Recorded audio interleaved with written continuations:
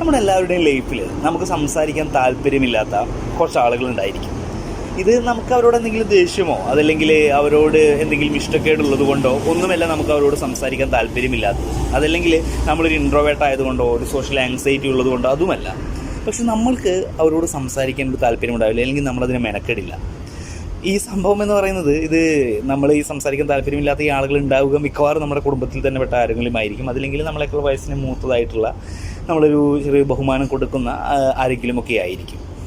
സംഭവം നമുക്ക് അവരോട് എന്ത് സംസാരിക്കണമെന്നറിയില്ല, അതല്ലെങ്കിൽ നമുക്ക് അവരോട് പ്രത്യേകിച്ചൊന്നും സംസാരിക്കാൻ ഉണ്ടായിരിക്കില്ല.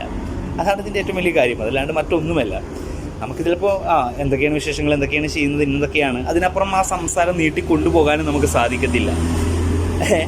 അങ്ങനെ നമ്മുടെ എല്ലാവരുടെയും ലൈഫിലുണ്ടായിരിക്കും അങ്ങനെ നമുക്ക് സംസാരിക്കാൻ താല്പര്യമില്ലാത്ത, എന്നാൽ പ്രത്യേകിച്ച് യാതൊരു ദേഷ്യമോ ഇഷ്ടക്കേടോ ഒന്നുമില്ലാത്ത, നമ്മളധികം സംസാരിക്കാത്ത ചില ആളുകൾ.